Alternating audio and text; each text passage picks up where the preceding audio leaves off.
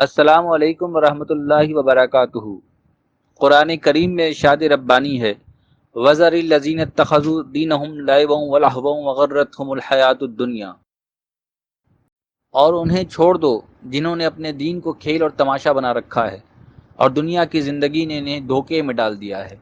یہ آیت کریمہ بڑے واضح طور پر بتاتی ہے کہ دین کو تفریح کا سامان نہیں بنانا چاہیے۔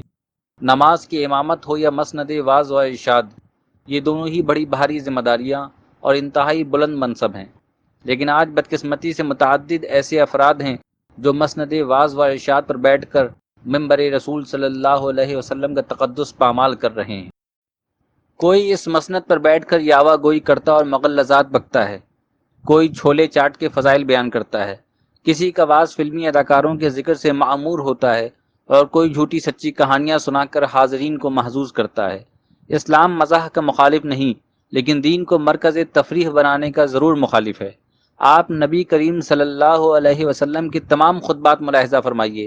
ہم نے جن جن باتوں کو ہدف تنقید ٹھہرایا ہے، ان میں سے کسی کا ادنا شائبہ بھی آپ کو خطبات نبوی صلی اللہ علیہ وسلم کے ذخیرے میں نہیں ملے گا۔ حدیث میں آتا ہے کہ ان العلماء ورثۃ الانبیاء، بے شک علماء انبیاء کے وارث ہیں۔ نبوی وراثت کو نبھانے کا یہ اسلوب قطعاً درست نہیں کہ ایک عالم دین کامیڈین کی سطح پر اتر جائے۔ جس طرح ایک انٹرٹینر محفل کو محظوظ کرتا اور اپنے سامعین کو ہنسا کر داد و تحسین چاہتا ہے، اسی طرح ایک عالم دین بھی اپنی مقبولیت کے لیے جگت بازیوں کا سہارا لے، یہ عالمانہ وقار کے خلاف ہے۔ للہ اپنی اصلاح کیجیے اور منبر رسول کا تقدس پامال نہ کیجیے۔ جو لوگ دین کے متلاشی ہیں انہیں بھی چاہیے کہ وہ ایسے واعظین کی حوصلہ شکنی کریں۔ قرآن کریم میں ہے وما قدر اللہ حق قدرہ، اور انہوں نے اللہ کی قدر ہی نہ کی جیسا کہ اس کی قدر کا حق تھا۔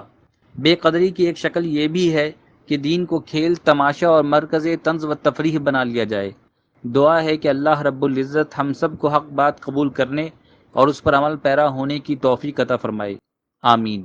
ناظرین کرام، رسول اللہ صلی اللہ علیہ وسلم کی حدیث ہے، بلغوا انی ولو آیا، یعنی مجھ سے سن کر یا لے کر آگے بیان کرو، خواہ ایک آیت ہی کیوں نہ ہو۔ اس حدیث سے ابلاغ کی اہمیت واضح ہوتی ہے۔ اگر آپ کو ہماری یہ ویڈیو پسند آئی ہو تو اچھائی کے اس سفر میں آپ حصہ لیجئے۔ اس ویڈیو کو لائک کیجئے، مختلف طریقوں سے زیادہ لوگوں سے شیئر کیجئے اور چینل کو سبسکرائب کیجئے تاکہ ہم اسی طرح آپ کے لیے ویڈیو بناتے رہیں۔